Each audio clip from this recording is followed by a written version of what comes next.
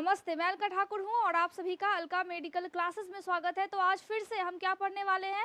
फिर से हम शेड्यूल के हिसाब से फार्माकोलॉजी पढ़ने वाले हैं, जिसमें हम दवाइयों के बारे में पढ़ते हैं। अब दवाई का नाम सुन करके आपको एकदम से चौंक नहीं जाना है, एकदम से सोचना नहीं है कि बहुत ज़्यादा मुश्किल होगा। ऐसा नहीं होता है, सिर्फ थोड़ा सा समझने भर देर है। बाकी दवाइयों की नॉलेज आपको होनी चाहिए, चाहे आप फार्मा कर रहे हो, चाहे आप बीएससी नर्सिंग कर रहे हैं, चाहे आप फिजियोथेरेपी कर रहे हैं, सारे कोर्सेज में एमबीबीएस कर रहे हैं, आप डीएमएलटी कर रहे हैं, एमएलटी कर रहे हैं, लैब टेक्नीशियन का आप कोर्स कर रहे हैं, सारे कोर्सेज में फार्मा एक सब्जेक्ट होता है जिसमें मेडिसिन के बारे में जानकारी दी जाती है और वो मेडिसिन आपकी बॉडी में कैसे काम करता है। अगर आप कोई पेशेंट देखेंगे और आपको पता ही नहीं होगा कि इस पेशेंट को इस टाइम में ये वाली मेडिसिन देनी है, फिर आप इलाज कैसे करेंगे? फिर आप सोचेंगे कैसे कि हाँ, मैं मेडिकल लाइन में आया हूँ।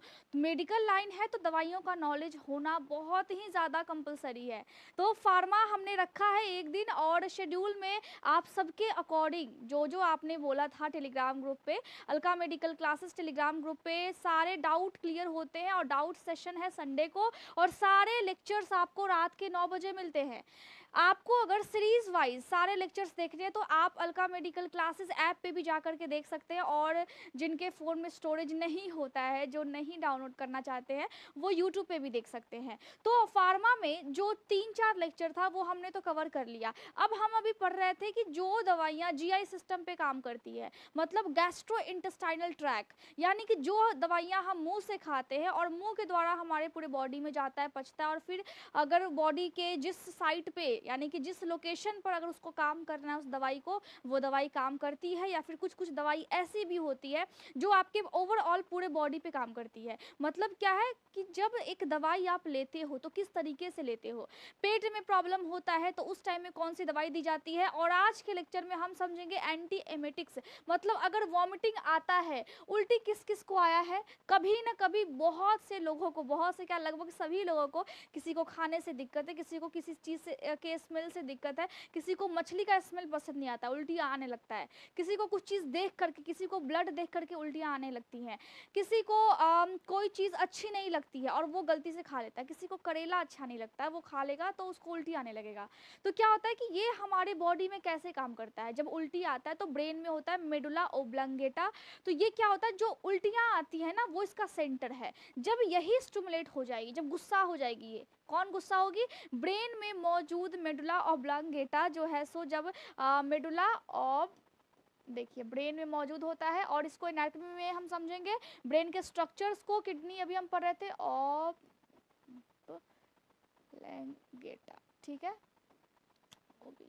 चलिए, तो ये जो है, ये आपके ब्रेन में उपस्थित होता है और ये गुस्सा हो जाता है, ये स्टिमुलेट हो जाता है, ठीक है। तो जब ये स्टिमुलेट हो जाता है, जब ये उत्तेजित हो जाता है, तो आपको उल्टियाँ आती है। अब ऐसा भी नहीं है कि सिर्फ उल्टी खाने को देख करके आएगा, सिर्फ उल्टी आपको किसी चीज़ को देख करके आएगा।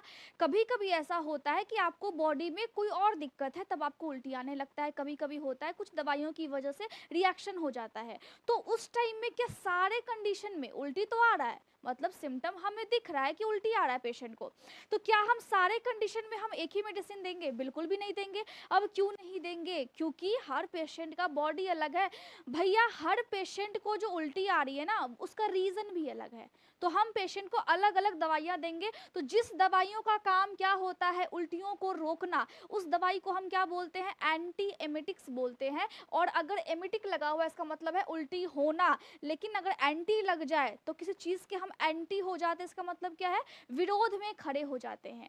तो विरोध में कहाँ पे ये जो दवाई है किसके विरोध में खड़ी हो रही है, उल्टियों के विरोध में खड़ी हो रही है। अब उल्टी कौन करता है, आदमी करता है ना, जानवर भी करते हैं, लेकिन उसका अलग मेडिकल टर्म होगा, उसको अलग हम कंडीशन में रखेंगे, उसकी अलग स्टडी होती है ना। आदमी और जानवर में अलग स्टडी होती है। तो अभी हम आदमियों को जो दवाइयाँ देते हैं हम अभी वो पढ़ रहे हैं, तो कंफ्यूज नहीं होना है कि ये दवाई कहीं जानवर को आप जा करके देना दो। तो एंटी एमेटिक्स, जब उल्टी आएगा तो कौन सी मेडिसिन चलती है, एंटी एमेटिक्स। लेकिन क्या इतना जानना सिर्फ इम्पॉर्टेंट है? नहीं, आगे और भी चीज़ें हैं। आगे क्या है, आगे ये है कि जो जब हम पढ़ते हैं कि जो ड्रग ये तो है कि आपके जीआई सिस्टम पे काम कर रही है ना, मतलब आपके गैस्ट्रो इंटेस्टाइनल सिस्टम पे, डाइजेस्टिव सिस्टम पे काम कर रही है। इस दवाइयों को हम खाते हैं और फिर वो हमारे पेट में पचता है और जा कर के फिर बॉडी पे असर डालता है। इसके अलावा जो गैस्ट्रो इंटेस्टाइनल जो सिस्टम पे काम करने वाली जो दवाइयाँ होती है वो कौन कौन सी है, वो है एमिटिक्स, मतलब उल्टी होने वाली दवाइयाँ जब हम किसी को देते हैं, कभी कभी होता है कि पेशेंट को इंपॉर्टेंट होता है, पॉइजन खा लिया तो उल्टी होना इंपॉर्टेंट है, तो उस टाइम में हम क्या देंगे, एमिटिक्स वाली दवाई हम देंगे। एंटासिड्स, पेशेंट को बहुत ज़्यादा गैस बन गया, अब ये वाली दवाई भी आपके गैस्ट्रो इंटेस्टाइनल ट्रैक यानी कि आपके डाइजेस्टिव सिस्टम पे काम करती है, ठीक है। हिस्टामिन्स, यानी कि कभी कभी ये होता है कि पेशेंट को देना पड़ता है, इससे एलर्जी हो जाता है, इससे आपको क्या हो जाएगा, इससे आपको रैशेज हो जाएंगे या फिर आपके आंखों में इन्फेक्शन हो जाएगा। तो जब एलर्जी होती है किसी चीज़ से, जिस दवाइयों से, उसको हम हिस्टामिन्स बोलते हैं।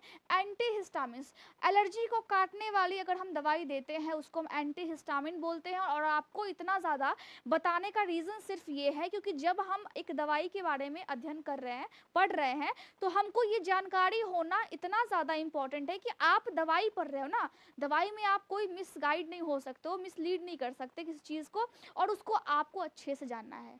टेंशन नहीं लेना है, बिल्कुल अच्छे से पेन कॉपी लेकर के, ज़रूरत हो तो आप पानी भी ले लीजिए और अच्छे से आप पढ़िए। साथ ही अगर दवाई एलर्जी को काटने वाला जो दवाई होता है, एंटी हिस्टामिन हो गया, डायरिया अगर हो गया है तो पेशेंट को हम एंटी डायरियल दवाई देंगे, ये भी आपके डाइजेस्टिव सिस्टम पे काम करता है, मतलब आप मुंह से खाते हैं और तब जा करके आपकी बॉडी में काम करता है। इसके अलावा है परगेटिव्स, ये दवाइयाँ भी हम देते हैं। लैक्सेटिव्स, कॉन्स्टिपेशन में एंटी कोलिनर्जिक, मतलब क्या है, मतलब आपके नर्वस सिस्टम के फंक्शन को स्लो कर देता है। अब ये जो दवाई मैंने आपको बताया परगेटिव्स, इसके बारे में मैं डिटेल से समझाऊंगी क्योंकि अगर अभी मैं एक लाइन भी बोल दी तो आपको समझ में नहीं आने वाला है, तो इसके बारे में हम डिटेल से आगे डिस्कस करेंगे। तो सिर्फ मैंने इस चीज़ को छोड़ा है, इसको अच्छे से मैं आपको बताऊंगी।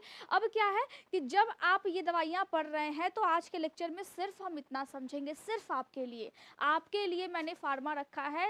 बहुत से बच्चों ने टेलीग्राम ग्रुप पे जाकर के मैसेज किया था कि मैम फार्मा रखिए, क्योंकि उनको प्रॉब्लम होता है जहाँ पे भी, अगर कोई गवर्नमेंट कॉलेज में है तो अच्छी बात है, लेकिन जो लोग फार्मा प्राइवेट कॉलेज से कर रहे हैं उनके लिए दुख की बात ये होता है कि जब आप पढ़ रहे हो प्राइवेट कॉलेज में ना, तो आपको एजुकेशन उतनी अच्छी मिल नहीं पाती है। बहुत लकी होते हैं कि सारे टीचर्स आपको हर सब्जेक्ट के आपके बड़े अच्छे मिल जाए, बहुत लकी बच्चे होते हैं, लेकिन नहीं मिल पाता है। तो यहाँ पे कन्फ्यूजन भी होता है। अब बार बार आप टीचर से पूछ भी नहीं सकते हैं, आप ऑलरेडी फ़ी दे रहे हैं और उस टाइम में ट्यूशन फ़ी देने के पैसे भी नहीं होते कि हाँ भैया मैं फार्मा कर रहा हूँ और मैं उसका ट्यूशन भी पढ़ रहा हूँ। कभी सुना है कि जो लोग फार्मा कर रहे हैं वो जा कर के बगल से ट्यूशन पढ़ रहे हैं कि हाँ मुझे फार्मा का सब्जेक्ट समझ में नहीं आ रहा है और मैं जा कर के इसी का ट्यूशन करता हूँ? तो उन बच्चों के लिए खास तौर पे मैं पढ़ाती हूँ ताकि उनको तकलीफ ना हो, क्योंकि मैं उनकी तकलीफ को समझती हूँ। और हम यहाँ पे देखिए क्लासिफिकेशन कर देते हैं। अब एंटी एमिटिक्स है, मतलब कि उल्टी को रोकने वाली जो दवा होती है उसका क्लासिफिकेशन होता है, उसका वर्गीकरण होता है, दवाओं का भी वर्गीकरण होता है। अब इसमें कौन कौन सी दवाएं आती है, देखिए यहाँ पे दवाई से पहले जो क्लासिफिकेशन होगा किसका, उल्टी रोकने वाली दवा का। अब उल्टी कब कब रुकेगी, देखिए एंटी कोलिनर्जिक। अब देखिए जब आपके ब्रेन में दिक्कत होगा, जब किसी को बीपी बहुत ज़्यादा हाई हो जाएगा या फिर जब किसी को साइकोटिक कोई प्रॉब्लम होगा, ब्रेन में अगर किसी को कोई डिजीज़ हो गया, कोई दिक्कत हो गया, तो क्या होता है, वो इंसान बेचैन हो जाता है। तो नर्वस सिस्टम यानी कि आपके मिडला ऑब्लंगेटा जो है वो अगर स्टिमुलेट हो गया उस टाइम में और उल्टियाँ हो रही है, लगातार हो रहा है और उसको रोकना है, तो जब उस सिस्टम को, जो सेंटर है यहाँ पे ब्रेन में, उसको रोकने के लिए हम एंटी कोलिनर्जिक दवा देते हैं ताकि मेडुला ओब्लंगेटा जो है वो स्टिमुलेट ना हो, वो स्लो डाउन पड़ जाए। उस टाइप के दवा को हम एंटी कोलिनर्जिक दवा बोलते हैं। ये आपके सेंट्रल नर्वस सिस्टम और पेरिफेरल नर्वस सिस्टम, मतलब ब्रेन है और ब्रेन को भी हम डिवाइड करते हैं, आप पढ़े होंगे। वैसे अगर आपको नहीं पता है तो मैं एनाटॉमी एंड फिजियोलॉजी में बताऊंगी, लेकिन समझिए बात को कि जो ब्रेन है, ब्रेन आपका एक सेंट्रल नर्वस सिस्टम, एक पेरिफेरल नर्वस सिस्टम में डिवाइड हो जाता है, क्योंकि एक जो है वो ऑर्डर देता है और एक उस ऑर्डर को मान करके बॉडी से काम करवाता है। तो ऐसी सी चीज़ें आपके ब्रेन में है, तो यहाँ पे जो नर्वस सिस्टम है आपका उसको स्लो डाउन कर देगा, उसके फंक्शन को थोड़ा स्लो कर देगा। उस कंडीशन में उल्टी बहुत ज़्यादा हो रहा है और ब्रेन बहुत ज़्यादा एकदम स्टिमुलेट हो गया, ब्रेन का कौन सा भाग, मेडुला ऑब्लांगेटा जो है वो स्टिमुलेट हो चुका है। इसको रोकने के लिए हम कौन सी दवा देंगे, उस कंडीशन में जिस पेशेंट को ये वाली समस्या है, एंटीकोलिनर्जिक दवा देंगे। और इसके अंडर क्या आता है, हायोसिन हाइड्रोब्रोमाइड आता है और डाइक्लोमिन आता है, ठीक है। तो ये दवा का नाम है, लेकिन जो क्लासिफिकेशन है ये 1 2 3 4 5 6, ये 6 क्लासिफिकेशन है। और इसके अंदर दवाएं जो है उसका नाम भी मैंने लिखा है, और आप चाहते हैं तो आप स्क्रीनशॉट ले सकते हैं। चलिए फटाफट ले लिया आपने, और इसको स्क्रीनशॉट ले करके आपको शॉर्ट नोट्स बनाना है, आपको एग्जामिनेशन के टाइम में पता होना चाहिए जो एंटीएमेटिक्स है उसके अंदर कौन कौन से मेडिसिन आते हैं, क्लासिफिकेशन क्या क्या है, तभी तो आपका ब्रेन खुलेगा, तभी तो आप जा करके किसी को हेल्प कर पाएंगे। देखिए अगर किसी को एलर्जी हो गया है और तब उल्टियाँ हो रही हैं, तो उस टाइम में हम एंटीहिस्टामिन्स वाली दवा देते हैं, ताकि वो जो एलर्जी है वो ख़त्म हो जाए, और जब एलर्जी ख़त्म हो जाएगा तो उल्टियाँ होना अचानक से बंद हो जाएगी, ठीक है। तो उस टाइम में हम एंटीहिस्टामिन्स देते हैं, और उसके अंदर क्या आता है, प्रोमेथाजिन आता है, डाइफेन हाइड्रामाइन आता है, साइक्लिजिन आता है, मेक्लीजिन आता है, और साइनेडिजिन आता है, ठीक है। तो ये सारी दवाएं किस में आती है, एंटीहिस्टामिन्स वाले दवा में आती है। उसके बाद है न्यूरोलेप्टिक्स ड्रग्स, ये जो है आपके न्यूरॉन्स में जो सेंट्रल नर्वस सिस्टम है, पेरिफेरल नर्वस सिस्टम है, उसके बीच में जो गैप है, जो कनेक्शन बना हुआ है, उस कनेक्शन को ही बहुत ज़्यादा स्लो डाउन कर देता है। मतलब ये है कि जब भी किसी को ब्रेन में प्रॉब्लम होगा, जब भी किसी को ब्रेन से संबंधित दिक्कत या फिर कोई रोग होगा, उस टाइम में हम ये वाली दवा देंगे। क्यों? क्योंकि जब ब्रेन में दिक्कत होता है तो कभी कभी उल्टियाँ भी पेशेंट को होती हैं। तो जो ब्रेन में दिक्कत है पेशेंट को, तब उल्टी हो रहा है, तो हमें समझना है कि पेशेंट को उल्टी हो रहा है। जो वॉमिटिंग है, जो नौजिया का मतलब होता है कि उल्टी करने का मन होना, ठीक है। तो जो आपको मन हो रहा है, नौजिया हो रहा है, वॉमिटिंग हो रहा है, ये क्या है, ये एक सिम्टम है। और उस सिम्टम को हम समझ करके पहले हम रीज़न जानते हैं, ब्रेन में कहीं दूसरी फंक्शन में तो गड़बड़ नहीं है, कहीं दूसरे पार्ट में तो मतलब कुछ भी दिक्कत तो नहीं है। तो उस चीज़ को हम समझ करके फिर हम देते हैं, दवाइयाँ देते हैं, ताकि हम समझ पाए पेशेंट को उल्टियाँ हो रही है, ये एक लक्षण है। लेकिन हो सकता है कि पेशेंट को किस चीज़ में दिक्कत हो, ब्रेन में दिक्कत हो। जब ब्रेन की दिक्कत ऑटोमेटिक जब खत्म हो जाएगी तो उल्टियाँ होना भी बंद हो जाएगी, ठीक है। तो उस कंडीशन में हम न्यूरोलेप्टिक्स ड्रग्स देते हैं, और इसमें हम क्लोरप्रोमेजिन देते हैं। इसको मैं तोड़ के बोलूँ ताकि आपको समझ में आए। इसको कैसे बोलेंगे, प्रोक्लोर पेराजिन बोलेंगे, हेलोपेरिडोल बोलेंगे। तो इसमें ये वाली मेडिसिन आती है। अब एक और चीज़ है, अब देखिए आपकी बॉडी में, आपके ब्रेन में जो और जीआई सिस्टम में जो मूवमेंट होता है ना, जब आप कुछ खाते हो तो मुंह से जाता है पेट में, पेट से फिर जाता है हाथ में, हाथ से फिर एब्जॉर्ब होता है, फिर वो वहाँ से ब्लड में जाता है। जब मूवमेंट को जब वो रोक देता है, जब जीआई सिस्टम का मूवमेंट रुक जाता है, तभी उल्टियाँ होती हैं, खाना नहीं पच पाता है और खाना फिर मुंह से बाहर आने लगता है। तो इस कंडीशन में जिस पेशेंट को बहुत ज़्यादा एसिडिटी की समस्या है, या फिर जिस पेशेंट को आपके पेट में अल्सर हो गया, अगर पेशेंट है आपका, आपके पेशेंट के पेट में अगर अल्सर हो गया है, आंतों में कुछ प्रॉब्लम हो गया है, आईबीएस की प्रॉब्लम हो गई है, आंतों में बॉवल सिंड्रोम हो गया है, सारे जो भी सिंड्रोम मैं अभी बता रही हूँ वो मैंने आपको बताया है। आंतों में दिक्कत हो गया है, पेट में दिक्कत हो गया, खाना सही से पच नहीं रहा है, तो क्या होगा, उल्टी होगा। अब उस पेशेंट को क्या करवाना है, जीआई सिस्टम जो हमारा खाना है उसको पचाना है, जो उसका खाना है उसको पचाना है। तो जब पचाना है तो मूवमेंट को फास्ट करना है, फास्ट करना है ना, खाने की जो डाइजेशन प्रोसेस है उसको फास्ट करना है, ताकि खाना पच जाए और पेशेंट को उल्टियाँ ना आए। उस कंडीशन में हम प्रोकाइनेटिक ड्रग्स देते हैं। इसके अंदर क्या आएगा, मेटोक्लोप्रेमाइड, ठीक है,